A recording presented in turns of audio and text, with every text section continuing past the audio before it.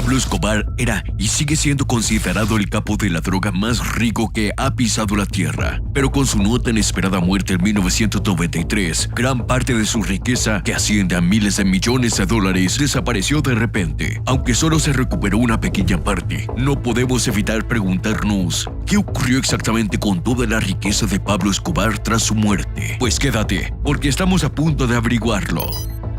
La mayor parte de dinero de Pablo la encontró en 2015 un agricultor de 65 años, José Cartolos, mientras construía zancas para su plantación de palmeras en Colombia. José tuvo el día más afortunado de su vida cuando se topó con 600 millones de dólares enterrados en bidones de plástico en sus tierras de cultivo. No puedo ni imaginar lo feliz que debió ser este afortunado anciano, pero cuando se corrió la voz y las autoridades colombianas se enteraron de la existencia de esta enorme cantidad de dinero en efectivo, el gobierno se apoderó del dinero y lo utilizó para fines sociales y económicos en Colombia. Y si estás pensando lo mismo que yo, probablemente te estés preguntando ¿por qué se corrió la voz, verdad? Algunas personas simplemente son diferentes. Y hablando de gente diferente, el primo de Escobar en la vida real, Nicolás Escobar, también encontró unos 18 millones de dólares escondidos en la pared de una casa donde Escobar solía llevar a cabo algunas de sus operaciones en Medellín. Nicolás fue parte integrante de los asuntos narcóticos de Escobar mientras estaba vivo, así que tenía una pequeña idea de la inusual forma que tenía Escobar de esconder el frío y duro dinero en efectivo. Así que después de la muerte de Pablo, Nicolás encontró este dinero escondido tras una pared.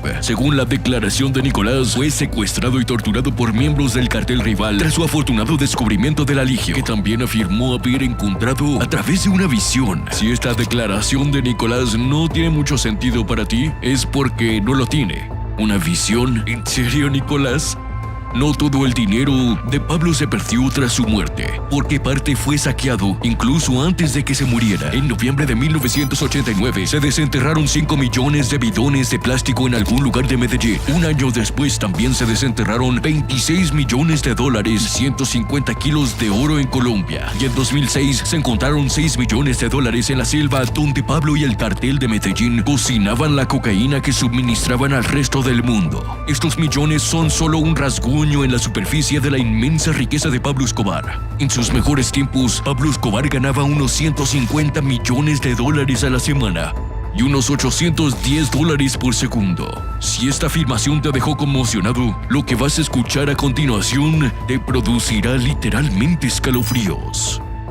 Pablo fue nombrado el 7º hombre más rico del mundo por Forbes cuando aún vivía. Su patrimonio neto se estima en unos 30 millones de dólares, con informes de que perdía anualmente alrededor de 10% de este patrimonio neto debido a sus métodos para guardar el dinero. Necesito que entiendas que Pablo tenía tanto dinero que su problema número uno no era cómo ahorrarlo. Obviamente, no podía recurrir al banco porque ningún banco de Colombia estaba dispuesto a asociarse con él. Además, el propio Pablo no confiaba en los bancos. Prefería apilar su dinero en bidones de plástico y guardarlo detrás de muros, enterrarlo bajo tierra y guardarlo en los lugares más locos que puedas imaginar. Como la entrada de dinero era tan masiva, se dice que Pablo gastaba $1000 en gomas elásticas cada semana para agrupar su dinero. Pero lo más loco del método de Pablo para almacenar el dinero era que, tras dar a sus hombres el lugar donde guardarlo, los mataba. Eso lo hacía para que solo él supiera el lugar exacto donde se guardaba el dinero. Todo estaba en su cabeza y formaba parte de su plan maestro. La única persona que formaba parte de este plan era su hermano. Roberto fue quien tuvo la idea de almacenar el dinero tras unos muros conocidos entre los hombres de Pablo como caletas. Cada caleta podría albergar hasta 5 millones de dólares. Así es que imagínate todas las casas y edificios que poseía Escobar en Colombia, Florida y México. Y luego imagínate la cantidad de estas caletas que deben haber estado escondidas en estas propiedades incluso hasta el día de hoy. Pero obviamente no toda la riqueza de Escobar estaba en efectivo líquido. La mayor parte estaba ligada a activos como sus coches, casas y jets privados. La más cara de sus propiedades era la casa conocida como Hacienda Nápoles, situada entre Bogotá y Medellín. Esta propiedad estaba valorada en la friolera de 63 millones de dólares. Tenía un campo de fútbol, porque todos sabemos que a Pablo le encantaba el fútbol. También tenía estatuas de dinosaurios, lagos artificiales, una pista de tenis y muchas cosas divertidas. Por desgracia, el gobierno colombiano se hizo con esta propiedad tras la muerte de Pablo, junto con sus 15 jets privados y 6 helicópteros. Su colección de coches fue otra maravillosa adicción a su riqueza. Conducía un Mercedes 600 Pullman de 1972, que en aquella época conducían sobre todo los jefes de Estado. Y como Pablo se veía a sí mismo como presidente de Colombia, un sueño que tuvo durante muchos años, decidió comprar ese vehículo que costaba entonces unos $200,000. Sin embargo, este lujoso coche fue destruido por miembros del cartel de Cali, incluso antes de la muerte de Pablo. Este cartel rival también destruyó otros coches lujosos como su Porsche 356 de 1964 y su Mercedes 1900L Roadster. Su lujosa colección de coches era un símbolo de su poder y riqueza como capo de la droga. Pero cuando las cosas se torcieron entre Pablo y el gobierno colombiano, otros carteles como los Pepes y el cartel de Cali ganaron ventaja y utilizaron esta pequeña ventaja para sabotear la mayoría de las propiedades de Pablo. En medio de estas preguntas sobre a dónde fue parar exactamente la riqueza de Pablo tras su muerte, un hombre llamado Roberto Sendoya, que afirma haber sido un hijo secreto de Pablo Escobar, publicó un libro titulado Hijo de Escobar.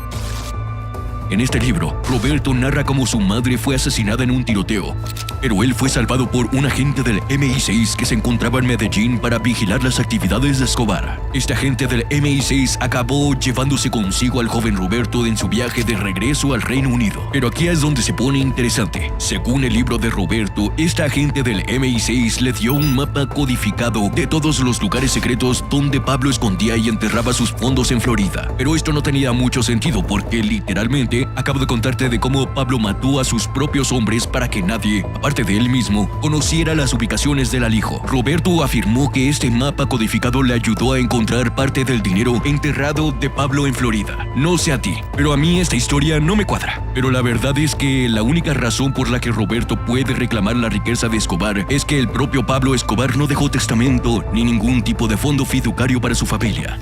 Obviamente habría habido algún dinero reservado para los hijos de Pablo y su esposa, pero aún así fue muy duro para su familia, sobre todo porque tuvieron que huir de Colombia casi inmediatamente después de la muerte de Pablo Escobar. Pero es bastante gracioso cuando lo piensas realmente. Pablo Escobar, un hombre nacido en la absoluta pobreza, tenía tanto dinero que no sabría qué hacer con él. Nacido el 1 de diciembre de 1949, Pablo Escobar empezó a dedicarse a actividades delictivas desde muy joven. Vendía cigarrillos ilegales y billetes de lotería falsos para ganarse un par de centavos. Fue en un momento así de la vida de Pablo cuando quedó claro en quién acabaría convirtiéndose. A pesar de ganar una cantidad considerable de dinero con estos delitos menores, siempre quiso ir a más y más, costara lo que costara. Esto le hizo probar la suerte en el contrabando de drogas y el secuestro. Una cosa llevó a la otra y finalmente creará el cartel de Medellín en 1976. El cartel de Medellín le abrió las puertas al envío de cocaína a países como Bolivia, Perú y Ecuador, antes de dar el golpe en Estados Unidos. En su mejor momento, Pablo era responsable del 80% de la cocaína enviado a Estados Unidos. Entregaba entre 70 y 80 toneladas de cocaína al mes. Ganó mucho dinero. Pero todo ese dinero no pudo salvarle cuando cayó al suelo, mirando fijamente a la pistola que apuntaba a su cuerpo y hasta el momento que finalmente murió. Así que para responder la pregunta de qué ocurrió con su riqueza oculta tras su muerte, las respuestas es que nadie conoce la historia completa. Definitivamente sabemos algunas cosas de las que hemos hablado en este video, pero la verdad es que nadie sabe qué ocurrió con el resto. ¿Fueron saqueados? ¿Los destruyeron los carteles rivales? ¿O siguen ocultos el día de hoy? Realmente no podemos decirlo.